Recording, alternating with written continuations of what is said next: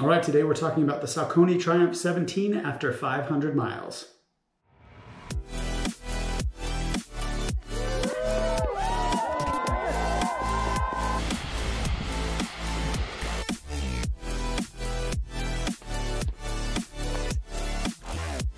That one is huge.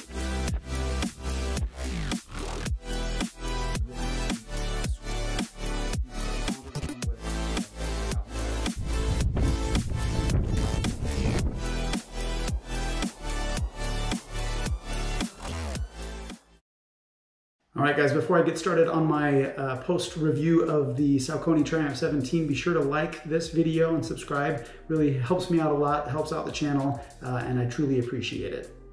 So talking about the Saucony Triumph 17, this is now an older model because they just released the Saucony Triumph 18, but wanted to give you my review of the shoe as I just retired it about a month ago or so. Really a great shoe, especially if you're looking for a max cushion shoe. This is one of my favorites. And the reason that I chose this shoe, it really is, supportive in all areas. So you've got great cushioning on the heel, very padded tongue.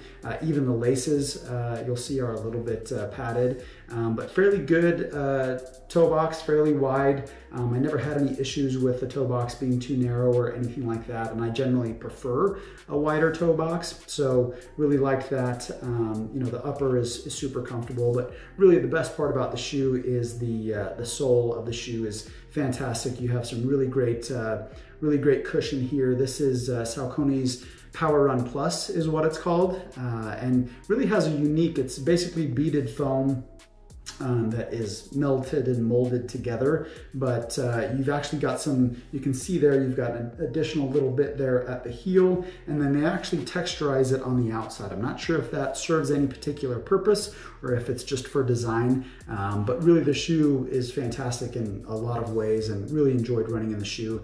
I used it primarily as a daily trainer, even though it is more of a max cushion shoe. But if you're not one that has 4 or 5 different shoes for different types of runs, this would certainly be a great shoe, especially if you're logging more miles. So if you're in the 50 plus per week mileage range and your long runs are 15 miles or more, I think this would be certainly a great shoe for that. If you have, several different shoes, I think this shoe would probably be best reserved for things like your recovery day or your long, slow runs. Really great for that. You can see, just to give you a sense of what type of wear I've got on it. So again, I've got over 500 miles. I think I've logged about 530 miles to be exact on this shoe. You can see the sole is holding up fairly well. I've got some wear right there in the middle of the shoe on the forefoot, and then that heel. This is generally where I beat up my shoes quite a bit, and you can see that wore off after time, but still holding up pretty well. I have kind of moved this shoe over just to be a casual shoe at this point. It is a little bit dirty, but generally use it for a casual shoe just because I love it so much. It is so comfortable and so padded throughout. So really like the shoe. The great thing about the shoe is right now, because they just released the new Triumph 18, this shoe is on sale. I think you can find it, I saw it on Jackrabbit for $89. So around that range. Generally the shoe retails when it came out was $150, and that's what I paid for it.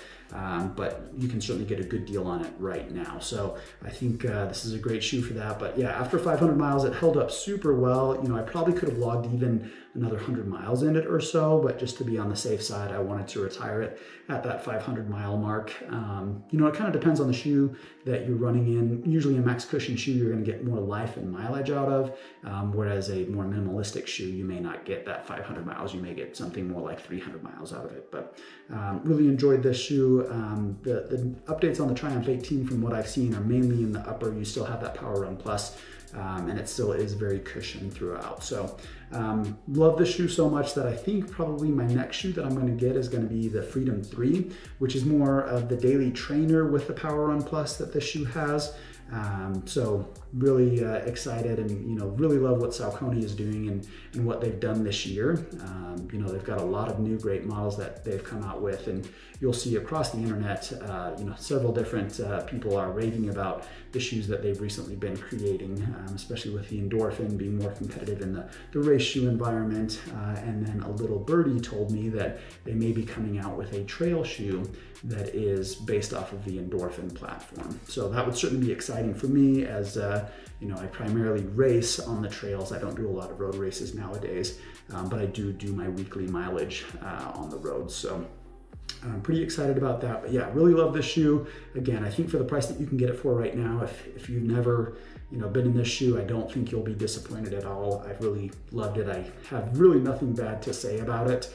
At this point, have one of the more favorite shoes that I've actually ever run in. So that's my post-run review of the Saucony Triumph 17. Again, over 500 miles on it. If you really wanted to stretch it, I think you could even get more miles out of it, just because you do have so much cushion in there, and it is pretty resilient. It still feels pretty bouncy and gives you some good energy return. So really enjoyed this shoe. But hopefully you guys enjoyed this video. If you have any questions or anything about the shoe, certainly leave a comment for me. I'll leave the specs of the shoe and also my initial review video in the comments, and also I'll put a link up here somewhere at the top of the video so that you can grab that and view that and just compare and contrast what my impressions were when I first got the shoe and now that I've retired the shoe. So thanks so much. Hope you guys have a great day.